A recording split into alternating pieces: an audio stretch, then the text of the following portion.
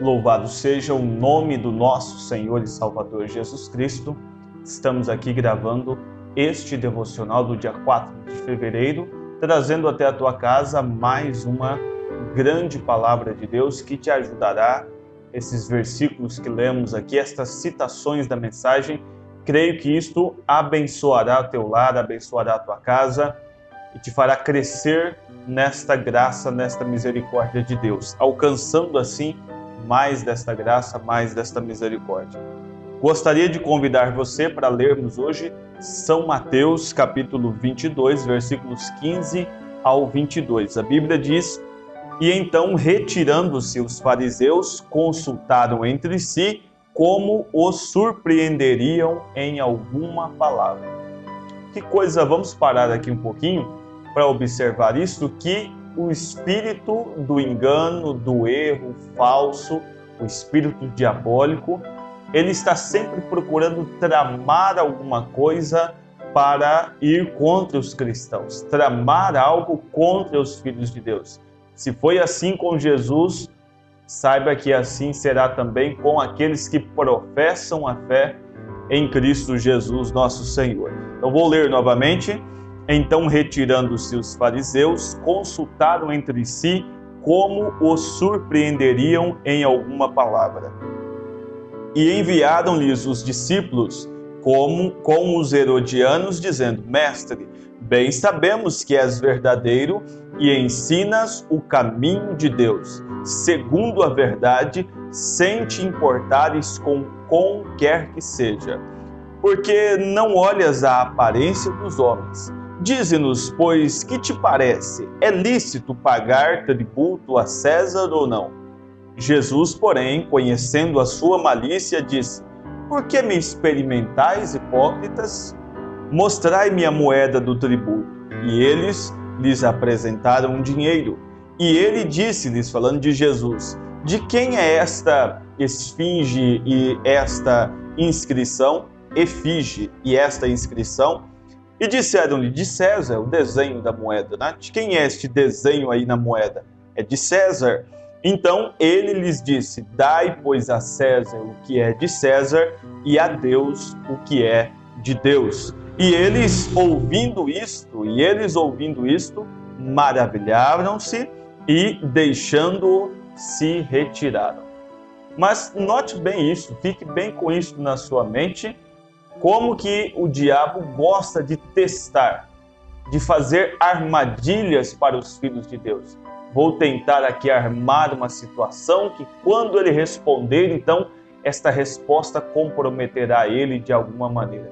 Este é um espírito que não vem da parte de Deus. Nunca o Senhor Jesus fez algo parecido com isto, quando esteve aqui na terra, caminhando entre nós. Mas isto é, o irmão Brana diz assim para nós, que Deus teve seus homens partiram, né? Seus dias aqui na terra terminam, mas o Espírito prossegue. Aquela unção continua, aquele Espírito prossegue. E assim é também com aqueles que fazem as más obras, com o espírito do erro, com o espírito como aquele que vimos em um dos seus discípulos, como esse dos fariseus, como aquele de pastores ali, que zombaram dele no caminho da cruz. Você vê que aquelas pessoas se foram, mas aquele espírito de zombaria, de confronto, de armar ciladas, de tentar surpreender de alguma forma, este espírito nojento continua até hoje invadindo corações e trabalhando para assim destruir aqueles que operam, que trabalham, que estão na obra do Senhor Jesus. Muito bem, eu quero também ajuntar a esta escritura uma passagem da mensagem Perguntas e Respostas, foi pregada no dia 30 de agosto de 1964. Nesta mensagem, o irmão Brana diz: "Vou dizer isto, eu estava com uma pessoa há alguns minutos atrás e ele estava me perguntando a respeito de um distinto rapaz. Outro dia estávamos caçando esquilos e naquela manhã eu cacei 5 e deixei um para aquela tarde. E você consegue 6 somente no estado de Kentucky. Este é o limite, há um limite, só pode caçar 6 por dia. Ele saiu pela manhã, caçou 5 e deixou um ali para quando voltasse à tarde novamente para caçar, ele tivesse ali a opção de poder matar mais um daqueles esquilos, né, o limite permitido. Então essa pessoa disse, olha, eu cacei 9. Um rapaz cristão, um garoto distinto, uma boa pessoa, mas diz, olha, eu cacei 9, eu passei do limite estabelecido.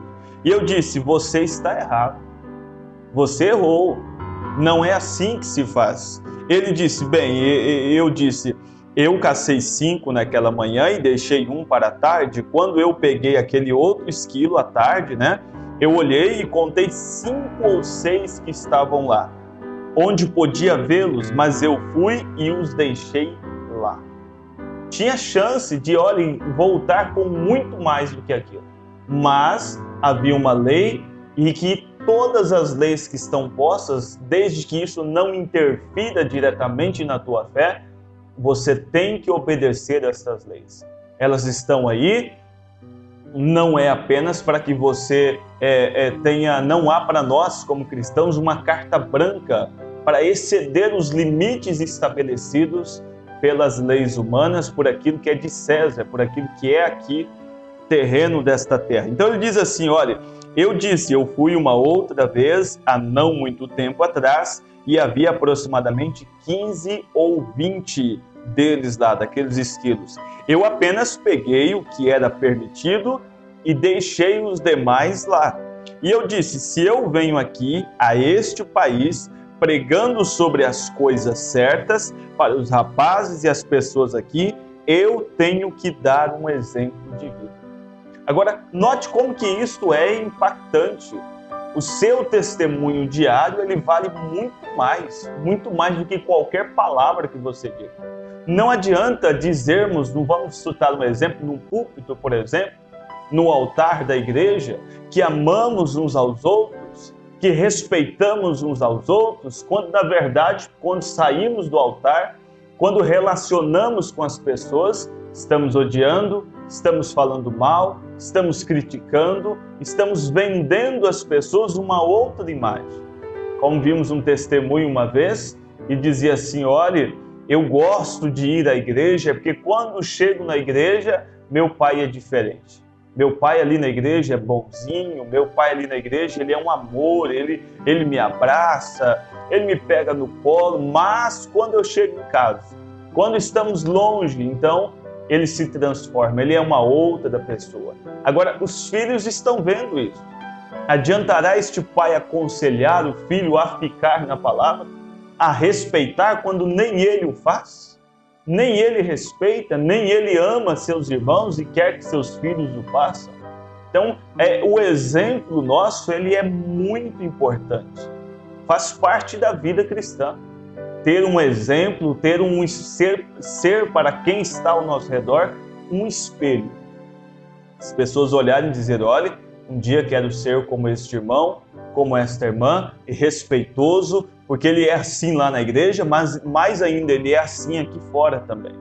O irmão Branham chegou a dizer numa mensagem que a coisa mais fácil que tem é sermos crentes dentro da igreja. Agora, ser crente fora da igreja, testemunhar para as pessoas, ser para as pessoas um homem diferente, que eles olhem e digam, olhe, chegar naquele ponto de dizer, olhe, se tem um cristão, se eu já conheci um crente verdadeiro, é aquele homem, sempre equilibrado, ele não é alterado, ele não é estressado a ponto de, sabe, um dia você encontra, ele está xingando, ele está brigando, ele está irado, ele está brigando com filhos, com esposa, com família. Não, ele não é assim, ele é um homem equilibrado. Isto é a maior pregação que todos nós podemos fazer isso. Pastor, como chegar a isto? Conhecendo a Deus e a sua palavra. Clamando sempre por mais e mais e mais de Deus. Não importa quantos anos você seja batizado, quanto da Bíblia você lê, mas importa que você traga isto que você está lendo para a sua vida. Tire daquelas letras e agora aplique na sua vida, nas suas experiências diárias, e você conseguirá chegar aonde temos que chegar. Eu disse, se eu venho aqui a este país pregando sobre estas coisas para os rapazes e as pessoas aqui, eu tenho que dar o exemplo de vida. Cristandade não é o que você diz, mas o que você vive. O que você faz é ser um exemplo. Estamos carregando, e pense você que estamos como que vestindo aqui um uniforme, vestindo aqui uma roupagem, e nessa roupagem está escrito: eu pertenço a Jesus Cristo. Cristo manda em mim. Cristo é o meu absoluto. Você está andando pelas ruas e as pessoas lendo isso em você. Agora imagine que elas veem e digam: olha, ali está um crente. De repente te vê xingando. De repente te vê aí com um vício. De repente te vê aí maltratando seus filhos, sua esposa. Eles vão dizer: olha, ele pode estar ali dentro de uma religião, mas Cristo não está ali com ele. Então este exemplo tem que ser notado, visto pelas pessoas. O irmão Branham diz: você é o sal da terra, citando até a Bíblia, né? Você é o sal da terra. E Jesus disse: dai, pois, a César o que é de César. Se você não respeita a lei da velocidade, que é algo que a gente vê quebrando-se demais, né? Há uma placa ali limitando a uma velocidade, nós achamos que podemos exceder aquilo, porque não, é porque eu estava com pressa, então eu excedi aquele limite, eu ultrapassei aquela velocidade. Olha, se você estava com pressa, saia mais cedo. Saia mais cedo da sua casa e você chegará no horário certo. Mas se você começar a quebrar estas leis, o irmão Branham diz: se você não respeita a lei da velocidade, o que você está fazendo? Você está cometendo um erro e você peca por isso. Peca por não respeitar estas leis. Dai a César o que é de César e a Deus o que é de Deus. Alguém diz: bem, a lei está errada. Ah, mas isso não existe, a lei está errada. Ele diz: não posso fazer nada com o que há de errado com isso. O que está errado é quebrar o mandamento de Jesus. Não estamos aqui, não conseguiremos mudar estas leis aqui, mas não podemos quebrar os mandamentos de Deus. Se eu tenho que amar até os meus inimigos, se eu tenho que orar por aqueles que perseguem, se isso está ali como uma lei para mim também, não posso eu quebrar esta lei. Não posso eu dormir, sair de perto, se afastar de um irmão, sabendo que há ali uma contenda e que eu tenho que acertar aquilo. Olhe, se você sabe que teu irmão tem algo contra ti, vai lá você com ele, converse, acerte isto. Vamos cumprir esses mandamentos, amém? Se você não dá a César o que é de César, isso é a lei espiritual, mas vamos aqui ao natural novamente.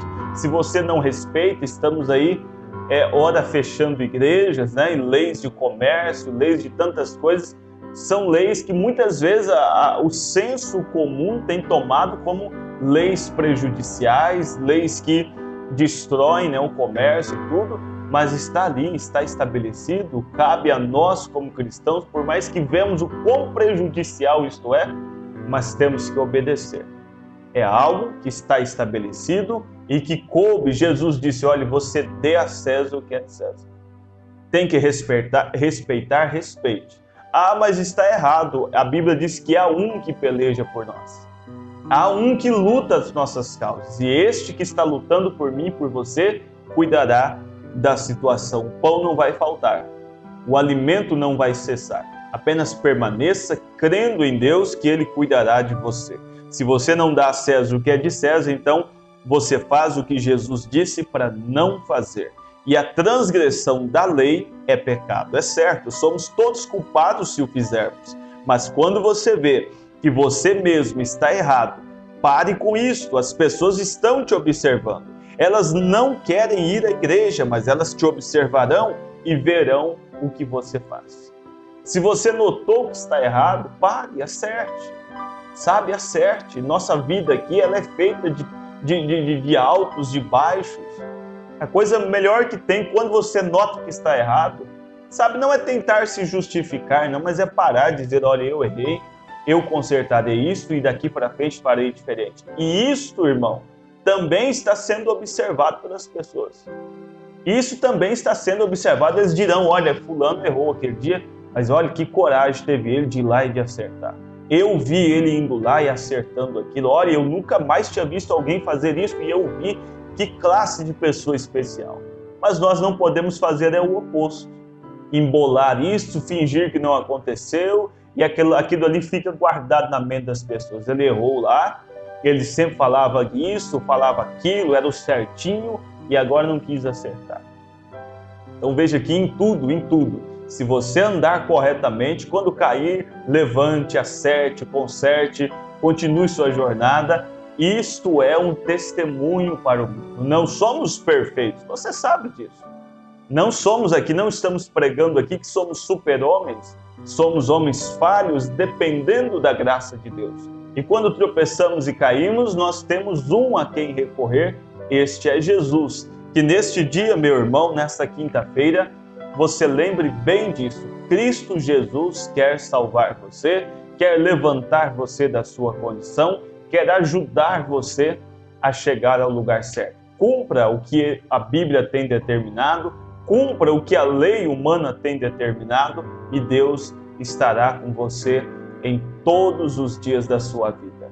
Oremos, querido e amado Deus, não queremos, Senhor, transgredir a nenhuma das leis aqui e muito menos, Senhor, as suas leis, suas ordens, aos seus conselhos. Pai Celestial, pedimos que a unção do Senhor acompanhe os ouvidos que ouvem, ó Deus, aos olhos que assistem, Senhor, neste momento, a este devocional, que seus lares, suas famílias, seus empregos sejam guardados neste momento. É o meu desejo, a minha oração em nome de Jesus Cristo.